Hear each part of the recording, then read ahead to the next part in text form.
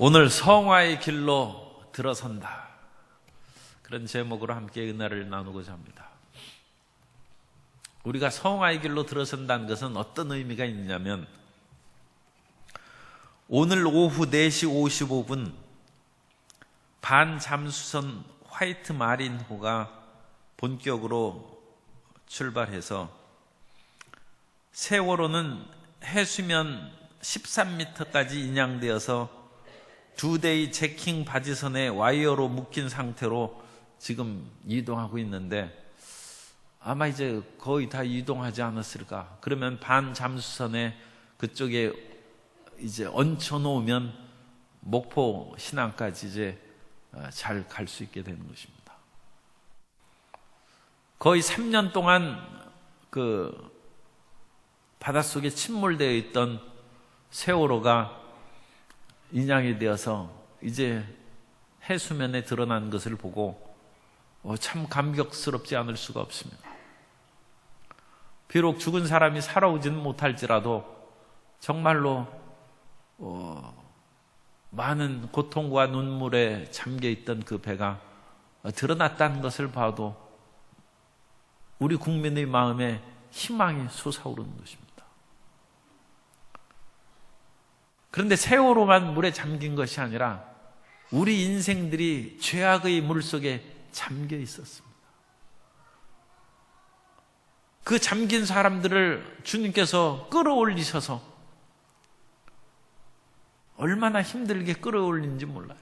그래서 물 밖으로, 죄악의 물 밖으로 드러났을 때 그게 거듭나는 것이고 새 사람이 되는 것이, 그때 하나님이 보시기에 얼마나 기뻐하셨겠습니까? 세월호를 인양하는 그런 그 인양업체가 상하이 셀비지인데, 지금까지 인양하는데 약 2천억 이상이 그렇게 들었다고 그럽니다. 2천억이라는 거대한 돈을 그렇게 쏟아 부어서 그 배를 끌어올린 거예요. 죄악 속에 침몰된 우리의 인생을 끌어올리는데도 하나님께서 엄청난 대가를 지불하셨습니다. 그 엄청난 대가는 하나님의 독생하신 예수 그리스도를 십자가에 못 박여 피 흘려 죽게 하심으로 그 엄청난 대가를 지불하시고 죄악된 우리를 건지신 것입니다. 독일의 신학자 본 페퍼는 그러므로 우리는 이 하나님의 망극한 은혜에 올바로 보답하는 삶을 살아야지, 하나님의 이 엄청난 은혜를 값싼 은혜로 전락시켜서는 안 된다, 그렇게 말하고 있습니다. 엄청난 돈을 들어서 세월호가 지금 물 위에 떴으면 그것을 잘 인양해서 이제 육지로 끌어올려서 모든 것을 이제 조사하고 마음의 한탄과 슬픔을 제거하고 희망의 국민이 되어야 될 줄로 믿습니다. 죄악의 물속에서 잠겼던 우리가 예수님을 믿고 수면에 떠오른 것만으로 충분하지 않습니다. 우리는 하나님의 영원한 반석 위에 나아갈 때까지 끊임없이 전진하는 성화의 길을 걸어가야 되는 것입니다. 그래서 죄악의 물속에서 벗어난 것으로 인해서 우리의 모든 그 신앙생활이 끝이 난 것이 아닙니다. 그때부터가 시작이고, 우리가 찬란한 태양빛에 세월호가 드러난 것처럼 죄악된 우리 모습이 드러났는데, 그 세월호는 녹슬고 온갖 상처투성이가 가득했습니다. 우리가 죄악에서 벗어났을 때 그런 상황입니다. 험난하고 힘든 인생을 살아왔죠. 그 모습이 말갛게 씻겨지고 빛나는 인생이 되는 것이 주님께서 원하시는 것이고 우리 신앙의 목표입니다. 그러므로 우리는 이 거룩한 길에 들어선 것을 기뻐하고 감사해야 될 뿐만 아니라 이제부터 시작입니다. 우리는 성화의 길에 들어선 것이지, 그 길을 끊임없이 주님 나라에 들어갈 때까지 이 세상에서는 끝이 안 나요. 세월호는 이제 정말 잘 그 인양이 되겠습니다만, 우리는 주님 날아갈 때까지 끝이 나는 신앙생활을 해야 합니다. 그때까지 우리는 조심조심, 혹시라도 그런 와이어 그 선들이 끊어지거나 위험에 빠지지 않도록 그리스도 예수께 매인 우리의 삶을 조심조심 끌고 영원한 천성을 향하여 나아가야 될 줄로 믿습니다. 첫째로 성화란 어떤 뜻입니까? 성화란 거룩한 것이다. 거룩한 것이다. 데살로니가전서 4장 3절 이하에 보면 하나님의 뜻은 이것이니 너희의 거룩함이라 곧 음란을 버리고 각각 거룩함과 존귀함으로 자기 안에 대할 줄 알고, 그래서 거룩함이라고 말씀했습니다.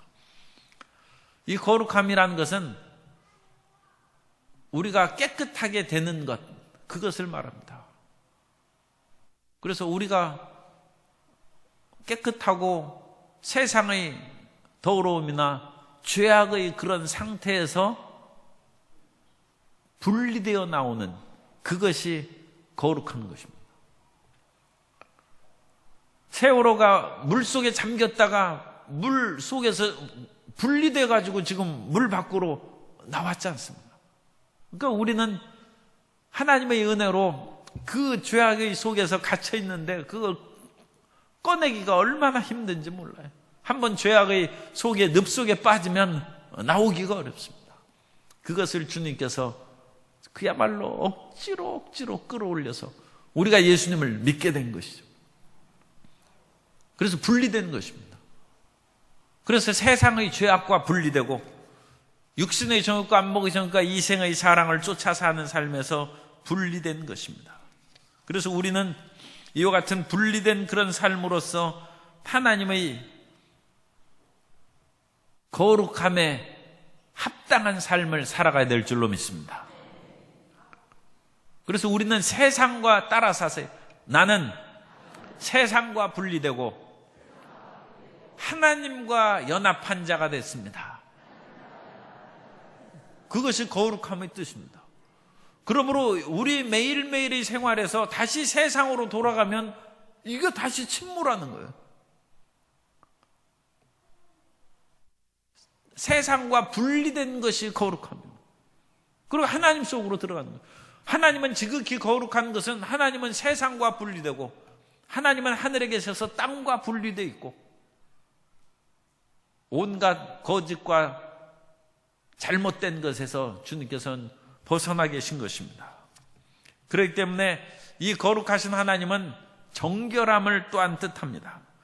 하박국서 1장 13절에 보면 주께서는 눈이 정결하심으로 악을 참아 보지 못하시며 패역을 참아 보지 못하시거늘 어찌하여 거짓된 자들을 방관하시며 악인이 자기보다 의로운 사람을 삼키는데도 잠잠하시나이까. 하나님은 이 눈이 정결해서 악을 못 봐요. 패역을 참아 보지 못한다. 그러므로 우리가 열심히 기도를 하면서 응답받으려면 문제는 간단하죠. 죄악의 세상에서 우리가 떨어져 나아가고 죄악의 마음에서 떨어져 나와서 하나님 앞에 나아가면 즉각 응답될 줄로 믿습니다. 그런데 우리는 이 세상의 여러 가지 쾌락이라든지 그 미련을 떨쳐버리지 않고 하나님 이런 것을 좀 누리면서 하나님 응답을 좀 내려주시고 풍요함을 좀 내려주시옵소서. 그런 마음을 갖고 있기 때문에 이 일이 어려운 것입니다. 그건 물속에 잠겨 있으면서 물속에 다시 떠올라서 가기를 원하는 그런 두 개가 어떻게 겸해질 수 있습니까? 그건 잘못된 생각을 하는 것입니다. 그러므로 우리는 거룩함에 이른다는 것은 세상과 분리되었을 뿐만 아니라 우리 자신을 깨끗하게 사는 것을 의미한다. 그래서 구약시대의 이스라엘 백성들이 하나님을 만날 때는 옷을 빨고 깨끗하게 입은 것이 출애굽기 19장에 나옵니다. 그래서 하나님께서 시내산에 강림하실 때 백성들에게 깨끗하게 옷을 갈아입고 나오라고 했습니다. 물론 오늘날 우리 신약시대에 예수님을 믿는 사람들이 뭐 옷이 지저분하다고 해서 성령의 은혜를 못 받는다거나 응답 못 받는 것은 아닙니다. 그러나 우리가 마음이 깨끗하면 옷도 깨끗한 것입니다.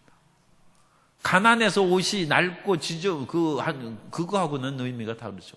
어쩔 수 없는 상황에서는 그럴 수밖에 없습니다. 그러나 할 수 있는 대로 우리는 정결하고 깨끗하게 그 몸을 단정하고 옷도 그렇게 입어야 됩니다. 그 반대가 귀신 들린 사람을 보면 귀신 들린 사람이 어떻게 깨끗하게 다니는 거 보셨습니까? 그럼 귀신이 지저분하잖아요. 그래서 귀신 들린 사람은 그 사람이 여러 가지 물 있고 깨끗한 물을 주어도 그런 거 싫어합니다. 그 더러움에 처하는 것이죠. 그러므로 마음이 깨끗한 거하고 옷이 깨끗하고 몸이 깨끗한 거하고 연관이 되는 것입니다. 구약시대에는 이런 외적인 것에 많이 강조를 했어요. 그러나 원래의 가장 중요한 상태는 내면이 깨끗한 것이죠. 마음이 깨끗한 것이고, 그런데 마음이 깨끗할 때 우리가 의식적으로도 여러 가지 음식도 지저분하고 그런 것들, 그래서 레위기 11장에 나오는 부정한 음식은 먹지 말라는 거예요. 부정한 음식을 먹으면 마음이 탁해진다는 거예요. 옷을 깨끗하게 입으면 행동도 올바르고 깨끗하게 되는데, 옷을 지저분하게 입고 그러면 사람이 행실도 지저분해진다. 그래서 거룩함은 실질적인 그런 그 적용으로서는 옷을 깨끗하게 하고 집안을 깨끗하게 하고 생활을 깨끗하게 하는 것입니다. 그러나 더 본질적으로는 우리 마음이 깨끗한 것입니다. 그래서 우리 마음이 깨끗함으로써 우리가 생활이나 모든 점에 있어서도 윤리나 도덕적으로도 잘못된 일을 범하거나 거짓을 해가거나 양심에 저촉된 일을 하지 않는 그런 정결함. 그래서 거룩함이란 분리되어서 세상의 그런 죄악과 잘못된 것에서 분리되어서 하나님과 연합된 것이고, 하나님과 연합된 것이면 주님께서 거룩하고 깨끗하기 때문에 우리의 몸과 마음이 깨끗한 것이고, 그런 깨끗한 몸과 마음으로 살아가는 사람은 윤리나 도덕적으로도 깨끗한 것이다. 그것이 거룩함의 의미고, 성화의 길이라는 것은 그 길로 나아가는 것입니다. 그 길로. 그러니까 예수님 믿은 후에는 우리가 그와 같이 더 깨끗하고 거룩한 길로 나아가는 삶으로 전진한 것이 예수님 믿고 변화된 삶인 줄 믿습니다. 두 번째로, 성화된 삶은 예수 그리스도의 은혜로 시작하는 것입니다. 우리가 거룩함으로 죄악의 물속에 잠겼다가 그 물속에서 벗어나오는 그거의 힘은 우리 힘으로 되는 것이 아닙니다. 사람의 고행과 어떤 노력으로 말미암아 인간이 깨끗하게 된다든지 거듭날 수 있는 것이 아닙니다. 이미 우리가 중성에서 살펴본 것처럼 하나님께서 은혜로 우리를 거듭나게 하는 것이고, 하나님께서 은혜로 우리를 의롭다고 선포하는 것이고, 우리를 그 엄청난 지하의 물속에서 성령의 능력과 십자가의 권능으로 우리를 끌어올린 것입니다. 그러므로 우리는 예수 그리스도의 은혜로 말미암아 우리가 거룩하게 된 것입니다. 고린도전서 6장 9절 이하에 보면 죄악의 물속에 잠긴 자의 그런 상태에 대해서 말씀합니다. 고린도전서 6장 9절 이하에 불의한 자가 하나님의 나라를 유업으로 받지 못할 줄을 알지 못하느냐. 미혹을 받지 말라. 음행하는 자나 우상 숭배하는 자나 간음하는 자나 탐색하는 자나 남색하는 자나 도적이나 탐욕을 부리는 자나 술 취하는 자나 모욕하는 자나 속여 빼앗는 자들은 하나님 나라를 유업으로 받지 못하리라. 너희 중에 이와 같은 자들이 있더니 주 예수 그리스도의 이름과 우리 하나님의 성령 안에서 씻음과 거룩함과 의롭다 하심을 받았느니라. 그런 중생의 씻음과 성화의 시작이죠. 성화에 들어가는 그것도 시작이고, 의롭다 함을 칭의 모든 것이 지금 같이 시작되는데, 이 모든 것을 예수 그리스도의 은혜로 말미암아 우리가 시작하게 된 것이고 성화의 길에 들어서게 된 줄로 믿습니다. 고린도전서 1장 30절에 말씀합니다. 예수님이 우리의 거룩함이시다. 너희는 하나님으로부터 나서 그리스도 예수 안에 있고 예수는 하나님으로부터 나와서 우리에게 지혜와 의로움과 거룩함과 구원함이 되셨으니, 예수님이 우리의 구원이시다. 그런 것은 우리가 많이 얘기해서 예수님을 믿고 내 구원받았다. 그 얘기는 항상 하고 우리 마음 가운데 구원의 확신을 갖습니다. 그런데 마찬가지 말씀으로 예수님은 우리의 거룩함이라는 것입니다. 예수님을 믿는 사람은 구원함을 받은 것처럼 거룩함이 우리 마음 가운데 나타나고 그 거룩한 행실로, 거룩한 말로 우리 삶을 이끌어가야 될 줄로 믿습니다. 이 예수님께서 우리를 깨끗하게 거룩하게 하셔서 하나님과 더불어 연합하고 거룩함의 동행을 할 수 있도록 그리스도의 보혈로 씻었다는 것입니다. 그러므로 예수님의 보혈이 우리를 씻어서 천국 백성으로 만드셨을 뿐만 아니라 성화의 의미에서 보면 예수님께서 그리스도의 보혈로 씻어 우리를 거룩한 존재로 만드셨다는 것입니다. 히브리서 9장 14절에 보면 하물며 영원하신 성령으로 말미암아 흠없는 자기를 하나님께 드린 그리스도의 피가 어찌 너희 양심을 죽은 행실에서 깨끗하게 하고 살아계신 하나님을 섬기게 하지 못하겠느냐.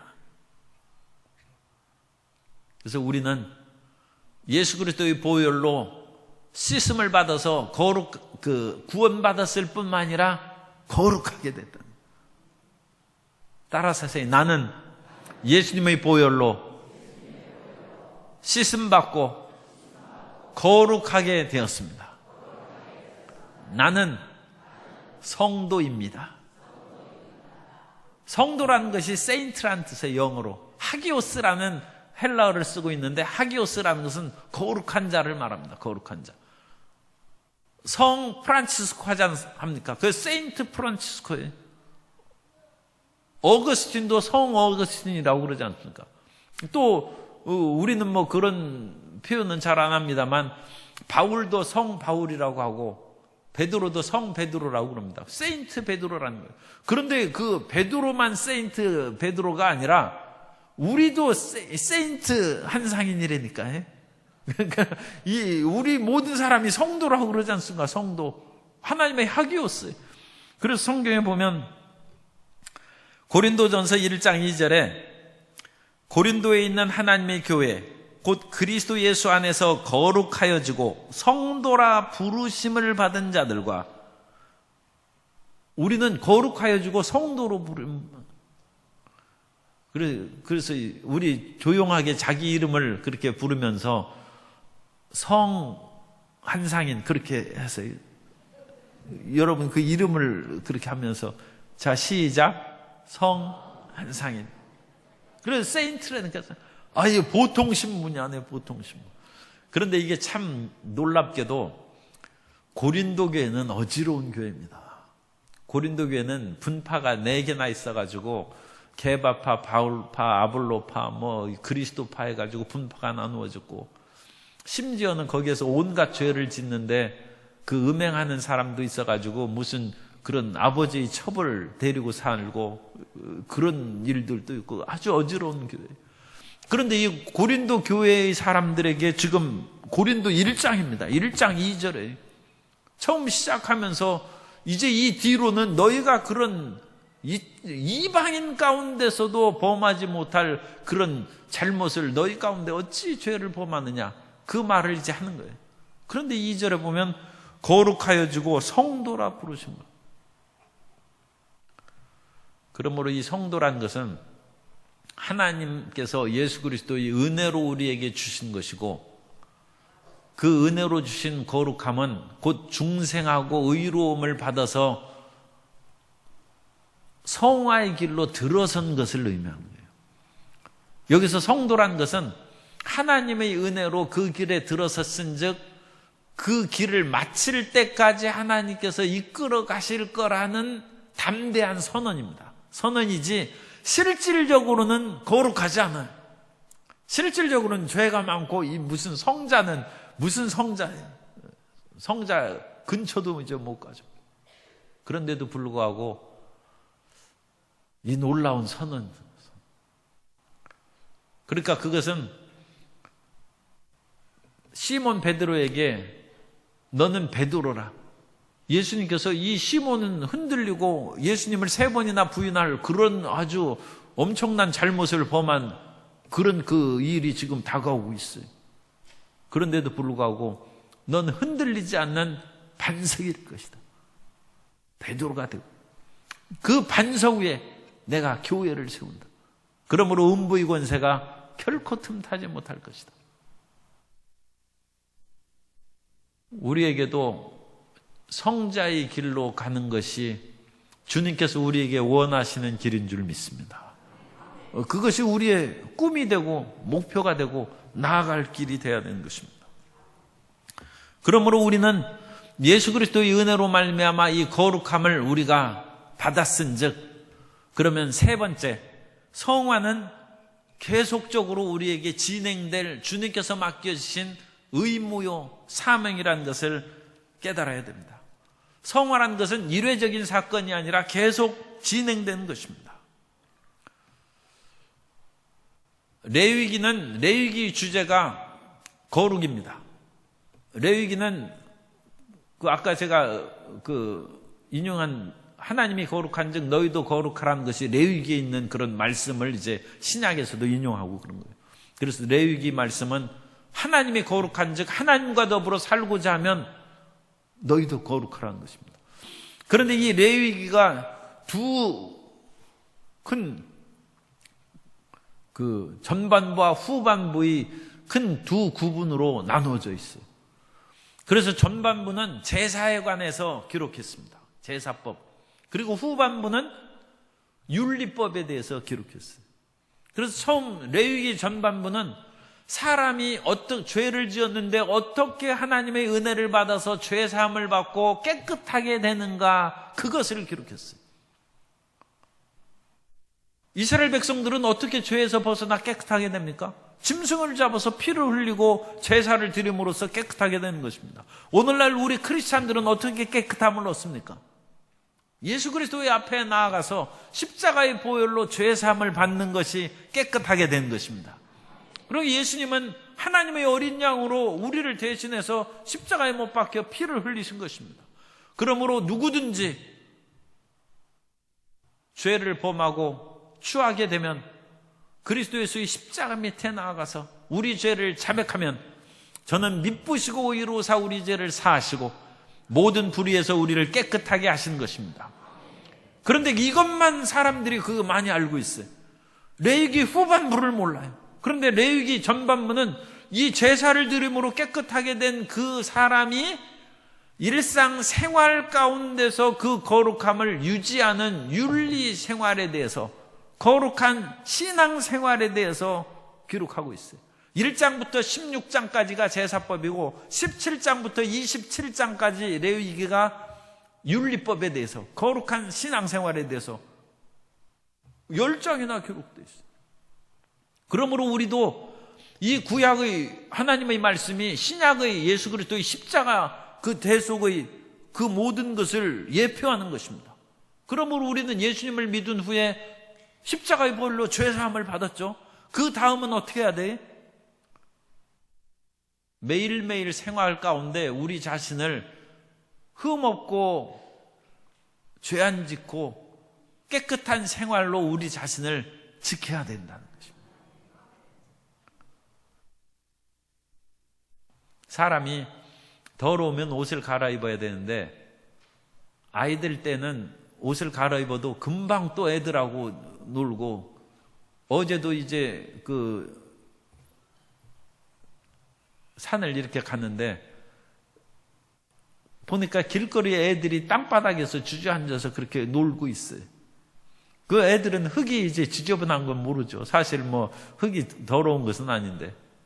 그러니까 그 땅바닥에 그냥 앉아서 그 땅바닥에 앉으면 안 된다는 것은 오랜 교육을 통해서 그게 이제 되는 것이지 애들은 상관없어요.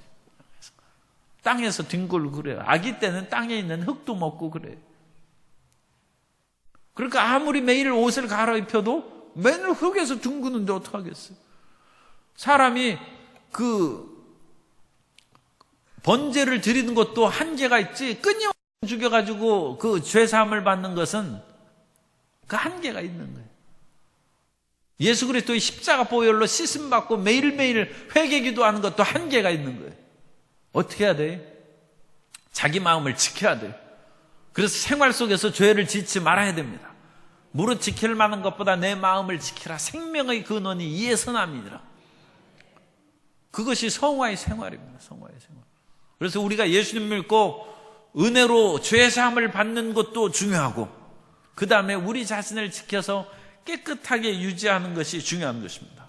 그래서 베드로전서 1장 15절 이하에 보면, 오직 너희를 부르신 거룩한 이처럼 너희도 모든 행실에 거룩한 자가 되라. 모든 행실에 거룩한 자가 되라. 우리가 이전에는 모든 행실에 그렇게 깨끗하지 않았습니다. 그러나 예수님을 믿고 이제는 모든 행실에 거룩한 자가 되어야 되고, 고린도전서 6장 18절에 보면 이미 예수님 믿는 사람들인데도 음행을 피하라고 이렇게 말씀하고 있어요. 사람이 짓는 모든 죄마다 몸 밖에 있거니와 음행은 몸 안에 죄를 범한 것이다. 그러니까 그런 분은 있어서는 안 되겠습니다만, 이 말씀을 그냥 그 노골적으로 표현하면 예수님 믿고도 음행을 한다는 거예요. 그런데 그런 거 하면 안 된다는 것입니다. 그러면 영적인 엄청난 손상을 맞게 됩니다. 그게 오래가야 그 회복되지, 그 회복이 잘 안 되는, 자기 몸 안에 엄청난 그런 손상을 끼치는, 영적 회복이 되는 것이 쉽지가 않습니다. 그러므로 그리스도의 보혈로 죄사함을 받아서 깨끗하게 됐으면 이런 행실이나 세상의 유혹 가운데서 자기를 지켜야지, 그것을 예수님의 보혈로 또 씻음받으면 되지 하면서 세상의 그런 죄, 가벼운 죄, 큰 죄, 죄도 가벼운 죄, 큰 죄들이 있어요. 그런 죄를 그냥 지으면 그것이 심각한 영혼의 손상을 가져옵니다. 그래가지고 그것이 극심해지면 타락하면 다시 돌아오지 못할 수도 있어요. 그러므로 우리는 믿고 구원을 받은 후에 자기 자신을 지켜 거룩함으로 나아가는 생활을 해야 되는 줄 믿습니다. 그래서 요한일서 3장 2절 이하에 보면, 사랑하는 자들아, 우리가 지금은 하나님의 자녀라. 장래에 어떻게 될지는 아직 나타나지 아니하였으나 그가 나타나시면 우리가 그와 같을 줄을 아는 것은 그의 참모습 그대로 볼 것이기 때문이니, 주를 향하여 이 소망을 가진 자마다 그의 깨끗하심과 같이 자기를 깨끗하게 하느니라. 춘향이가 이도령을 기다리다가 이 변사또한테 붙잡혀 갔어요. 그래가지고 변사또가 여러 가지 또 속이고 달래고 그랬을지 몰라요. 이도령 양반이라는 것은, 양반이 기생의 딸하고 결혼하는 그 작품을 쓸 수 있다는 것은 양반 제도가 상당히 허물어진 시대를 반영하는 것입니다. 그러니까 어쨌든 간에 그런 시대에 양반 믿을 거 없다고 이제 변사또가 춘향의 마음을 이제 변화시키려고 애를 썼을 거예요. 그런데 춘향은 일편단심, 그야말로 절개가 고든 사람이에요. 그런 건 난 믿지 않는다. 난 끝까지 이도령을 기다리겠다. 그런데 심순애는 변절했어요. 김중배가 다이아몬드 반지 주고 그러니까 이수일 와봤자 별것도 없어요. 그러니까 그러느니 그냥 김중배하고 같이 사는 것이 낫겠다 해가지고 그냥 다이아몬드 반지를 덥석 받았어요. 이 세상의 쾌락이 우리를 유혹할 때 그 쾌락, 매일매일 삶 가운데 이 현금과 같은 거예요. 그것에 유혹을 받을 수가 있어요. 우리가 갖는 그리스도와의 영원한 행복은 미래적인 소망입니다. 그죠? 그것은 확실히 다가올지 뭐 어찌 알겠나. 그렇게 믿음이 의심될 수도 있어요. 그러나 우리가 춘향이가 돼야지 그 심순애가 돼서 되겠어요. 이 소망을 가진 자마다 자기 마음을 지켜서 깨끗하게 한다. 그것이 성화의 길이에요. 그러니까 예수님 믿고 변절하고 자꾸 죄악을 지으면 그 춘향이가 뭐 그래도 나는 당신 사랑하는 마음은 안 변했는데 변사또가 죽인다고 해가지고 내가 할 수 없이 이랬다. 나중에 이도령이 그럼 같이 살겠어요. 우리가 세상과 더불어 살고 그 죄악 가운데 머물러 있으면 주님께서 오셔서 우리를 과연 받아주실지 그 가능성이 있겠습니까? 그러므로 성화는 끊임없이 지속되고 우리 자신을 쳐서 복종시키는 것이다. 그래서 성화는 따라사서의 성화는 점진적인 변화다. 계속 변화되어 나가는 거예요. 신앙생활은 마라톤입니다. 신앙생활은 단거리 경주가 아니에요. 마라톤은 상당히 오래 달리지 않습니까? 그래서 우리의 신앙은 끈질기게 주님 날아갈 때까지 계속 달려요. 그래야지 그 마라톤 달리다가 너무 지치고 힘들다고 해서 주저앉으면 그 1등 못하죠. 우리의 신앙생활도 처음에 열심히 했다가 몇십 년 살아봤는데 열심 내도 뭐 별거 없더라 그러면서 주저앉고, 어떤 분은 11조를 그 10여 년 냈는데 크게 뭐 부가 들어온 것도 아니고 그래가지고 그거 내 믿을 수 없다, 또 그런 분들도 있어요. 그러나 신앙생활은 주님 나라 갈 때까지 해야 돼. 갈 때까지. 이 마라톤 달리는 거예요. 마라톤 달리는 거 중도에 포기하면 아무 지금까지 달린 보람이 없어요. 처음 믿을 때 달린 그 열심과 그 스피드와 열정으로 주님 나라 갈 때까지 끈질기게 전진하는 성도 여러분 되시기 바랍니다. 그 열정이 식으면 안 돼. 그리고 그 달리는 그것도 나중에 더 스피드를 더 내야 마라톤 1등 하지. 처음부터 너무 빨리 달리다가 지쳐 하면서 주저앉으면 그 사람은 꼴등하는 것이죠. 그러니까 잘 달리는 사람은 처음에 자기 숨을 잘 고르고 착착착 달리다가 마지막 1km나 몇 킬로나 앞두고 이제 온 힘을 끌어들여서 오히려 지금보다 더 빨리 달려서 결국 1등하는 거예요. 우리 모든 성도님들은 그러한 선수가 되시기를 바랍니다. 그래서 처음에 열심히 냈던 것이 지금 그 보폭을 계속 너무 지금 쉬고 있으면 나중에 못 따라가요. 그러니까 너무 쉬고 그래도 안 돼. 그러나 우리는 주님께서 우리를 부르시는 날이 가깝다고 여길수록 믿음의 열심을 내고 더 힘차게 달려가는 하나님의 자녀가 되어야 될 줄로 믿습니다. 그래서 성화는 점진적으로 계속됩니다. 점진적으로. 그래서 끈질기게 우리가 전진해야 됩니다. 그러므로 매일매일 우리는 우리 자신을 산 제물로 드리라고 사도 바울은 말씀합니다. 한 번 예수님 믿을 때 내가 산 제물로 드렸으면 됐지, 그게 아닙니다. 로마서 12장 1절에 보면 그러므로 형제들아 내가 하나님의 모든 자비하심으로 너희를 권하노니 너희 몸을 하나님이 기뻐하시는 거룩한 산 제물로 드리라. 이는 너희가 드릴 영적 예배니라. 그래서 이 산 제물로 드리고 매일매일 이 세대를 분별하면서 우리가 살아가야 됩니다. 그 다음에 이어지는 2절 로마서 12장 2절에 보면 너희는 이 세대를 본받지 말고 오직 마음을 새롭게 함으로 변화를 받아 하나님의 선하시고 기뻐하시고 온전하신 뜻이 무엇인지 분별하도록 하라. 매일매일 이 세상의 유혹 가운데 이것을 해야 될지 말아야 될지 우리가 판단하고 분별하고 주님의 뜻 가운데 더 전진해야 돼요. 그럼으로써 이 성화의 길은 끝까지 나가는, 끝까지. 예수님 믿는 것은 사실은 쉽지 않은 것 같아요. 처음에는 그냥 멋모르고 믿었는데, 예수님을 제대로 믿는 것을 성경을 읽고 연구하다 보니까 이것은 그냥 저절로 가는 것이 아니에요. 그야말로 마음을 다하고 뜻을 다하고 힘을 다하여 몰두해서 나아가는 길입니다. 세상에서도 사업을 할 때 그렇지 않습니까?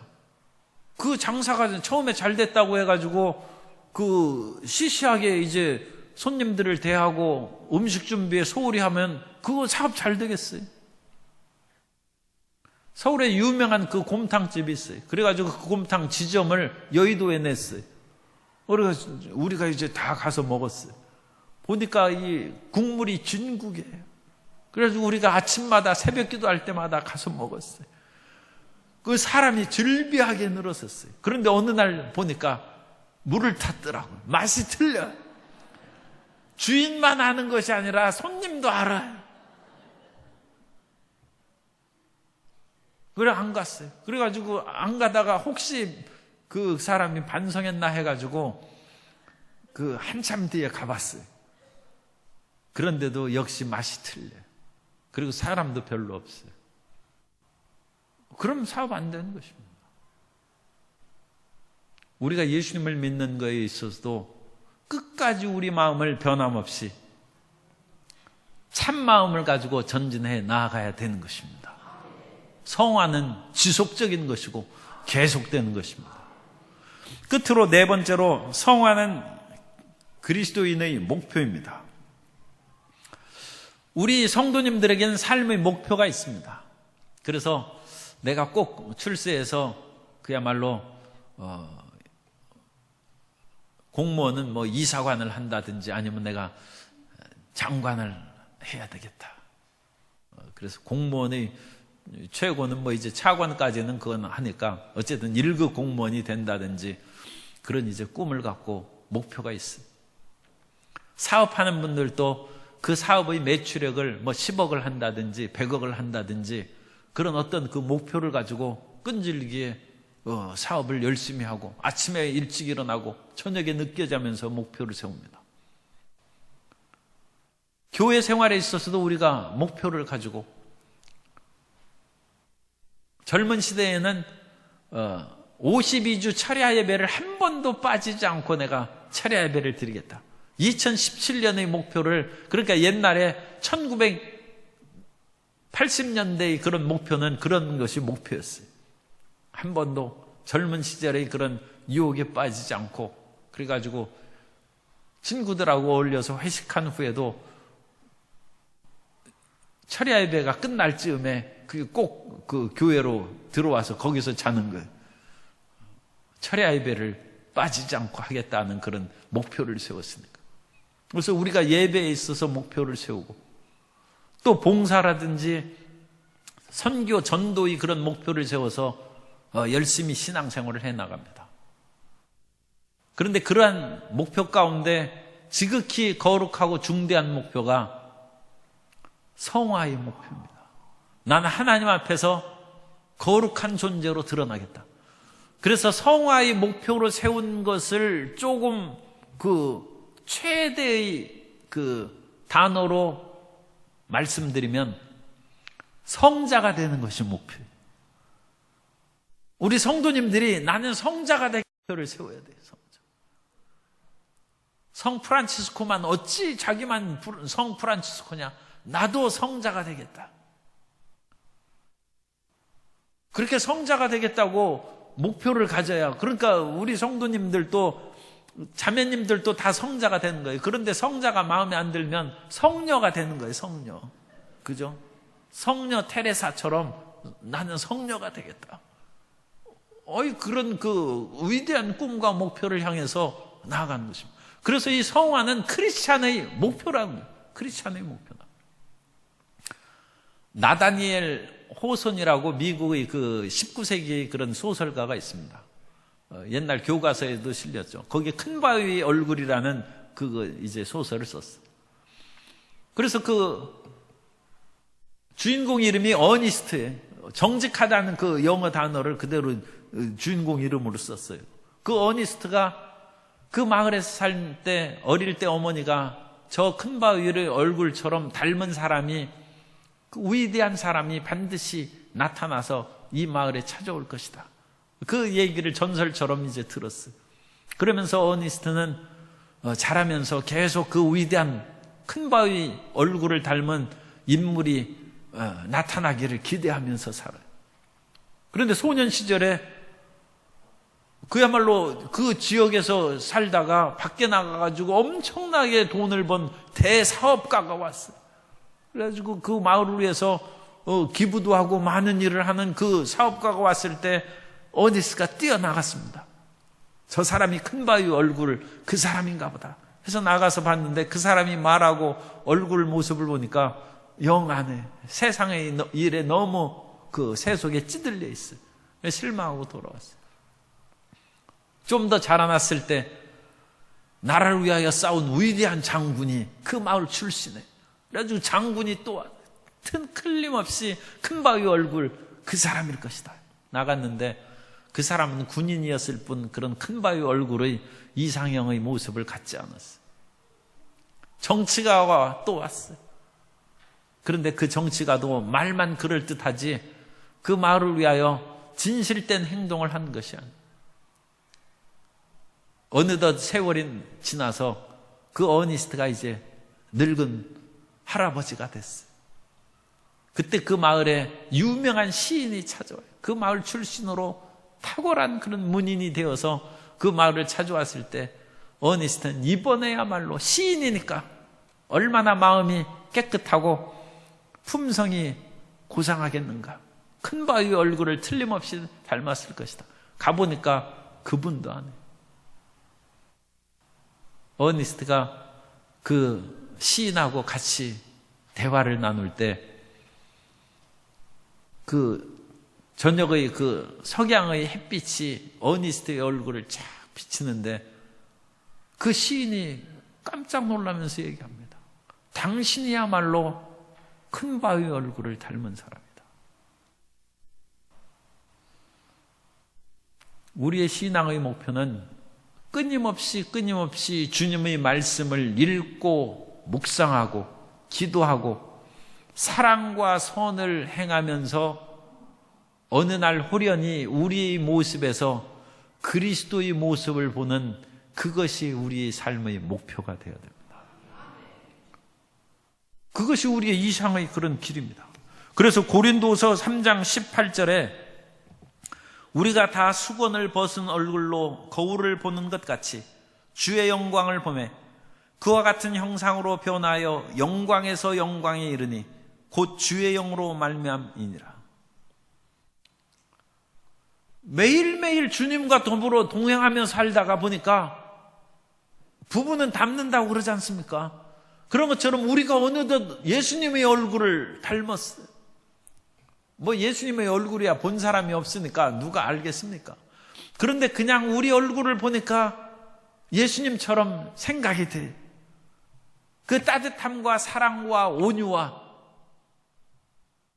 세상의 죄악과 유혹에 물들지 않는 그 말과 행실, 그것을 보니까 얼굴은 뭐 낡고 뭐 검버섯이 있고 주름살도 있고 그럴 줄 몰라요. 그러나 그 속에서 풍기는 그 온화함과 사랑이 그리스도의 형상이라는 것입니다.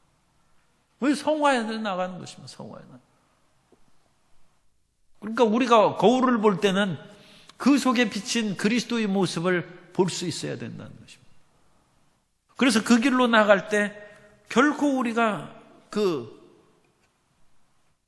이 목표를 세운 것을 포기하거나 주저하지 말고 끈질기게 나가야 돼. 빌립보서 1장 9절 이하에 보면 내가 기도하노라. 너희 사랑을 지식과 모든 총명으로 점점 더 풍성하게 하사 너희로 지극히 선한 것을 분별하며 또 진실하여 허물 없이 그리스도의 날까지 이르고 예수 그리스도로 말미암아 의의 열매가 가득하여 하나님의 영광과 찬송이 되기를 원하노라.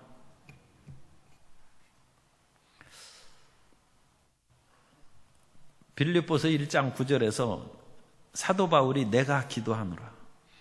너희 사랑을 풍성하게 하고 너희로 허물 없이 그리스도의 날에 이르고 그리스도로 말미암아 의의 열매가 풍성하다. 요 세 가지입니다. 사랑이 풍성하고 허물이 없어요. 흠이 없어요. 그리고 의의 열매가 가득하기를 기도하노라. 이 말씀을 사실 전하는 것이 좀 부담스럽습니다. 왜냐하면 지금 당장 먹을 것 없고 아픈 사람에게 이 말씀은 힘이 되지 않아요. 사람들은 의식주의 문제에 자기 필요한 니드에 귀가 기울여지고 병을 고치고 자기 출세와 성공에 대한 메시지, 그 말씀이 성경에서 많이 다가오는 것입니다. 물론 사도 바울이 그런 저주에서 벗어나고 예수님의 은혜로 말미암아 우리가 치료함을 받고 하나님께서 우리를 세우시고 높이시는 그 말씀도 많이 했습니다. 그런데 이 빌립보서 1장 9절과 같은 이런 말씀을 성경을 읽으면서 마음에 깊이 새기지 못한 그런 것들을 상당히 저는 부끄럽게 생각합니다. 제 자신도 많이 말씀을 전하지도 못했고 이 일을 위해서 기도를 그렇게 우리가 얼마나 열심히 하고 있는가. 주님, 정말로 사랑이 풍성한 사람이 되게 해주시고 예수 그리스도의 그 길을 걸어감으로써 나날이 10년, 20년, 30년 가면서 허물이 없어지는 거예요. 허물이 없어지고 남는 것은 의의 열매가 가득합니다. 이분이 그야말로 성도죠. 이분이 성자입니다. 성자. 그리고 그것이 크리스찬의 목표라는 것입니다. 그러므로 우리는 이 세상에서 잘 되는 그 목표뿐만 아니라 거기를 뛰어넘는 이 위대한 영원한 목표를 가지고 있을 때 우리의 달려갈 길을 결코 늦추지 않습니다. 사람은 웬만큼 성공할 수 있습니다. 그러면 더 이상 목표가 사라져버리는 거예요. 그런데 이 예수 그리스도의 위대한 영적인 상태를 목표로 삼고 우리가 나아가면 우리의 생활이 바뀌게 될 줄로 믿습니다. 목표가 있으면 바뀌죠. 아니, 학생이 1등 내가 반드시 하겠다. 그 목표를 세우면 생활이 당연히 달라지죠. 1등 하는 학생이 게으르고 늦잠 자고 그렇게 해가지고 마음대로 살겠습니까? 그건 1등의 목표가 없을 때 그렇게 살아가는 것이고 1등의 목표가 있으면 결코 그렇게 허랑방탕하게 못 살고 박찬호 선수나 류현진 선수처럼 야구를 잘하는 사람이 되겠다. 그럼 열심히 해야죠.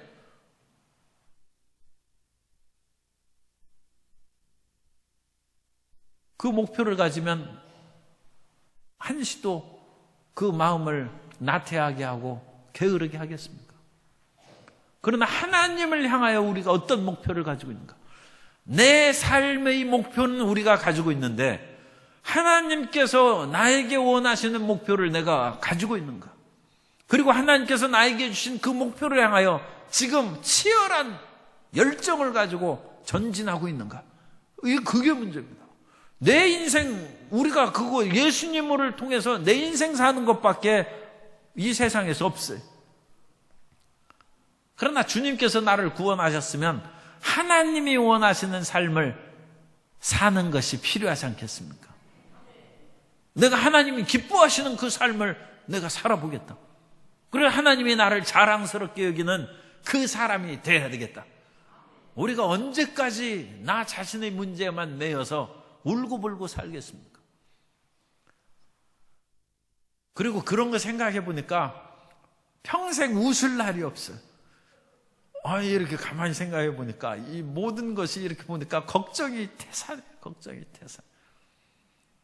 개인적인 걱정도 태산이고 가족의 문제도 태산이고 교회의 성도님들은 모든 성도님들이 상담한 것은 다 문제 있는 것이 대부분. 그래가지고 그런 거 생각하면 웃을 날이 없어요. 그래 마음을 바꿨어요. 주님, 이 모든 것은 하나님이 하신 즉 주님께 맡기고 나는 주님 안에서 모든 것이 변화될 그 마지막 날을 바라보면서 오늘도 웃는 거예요. 그래서 그 오늘도 행복한 거예요. 그래야 하루라도 행복할 수 있습니다. 하나님을 향한 열정적인 믿음으로 사도 바울은 끝까지 전진했습니다. 빌립보서 3장 12절에 보면 내가 이미 얻었다 함도 아니요 온전히 이루었다 함도 아니라 오직 내가 그리스도 예수께 잡힌 바 된 그것을 잡으려고 달려가노라. 형제들아 나는 아직 내가 잡은 줄로 여기지 아니하고 오직 한 일 즉 뒤에 있는 것은 잊어버리고 앞에 있는 것을 잡으려고 표대를 향하여 그리스도 예수 안에서 하나님이 위에서 부르신 부름의 상을 위하여 달려가노라.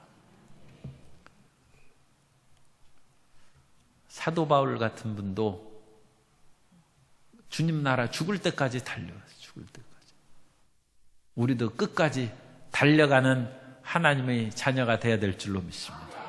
그 길로 달려가고 마음을 느슨하게 먹지 말고 예수님 믿고 십자가 보혈로 씻음 받고 방언기도 하니까 나 구원받았으면 됐지 그러지 말고 성화의 길로 전진해 나아가는 주의 자녀들 되시기를 주님 이름으로 축복합니다.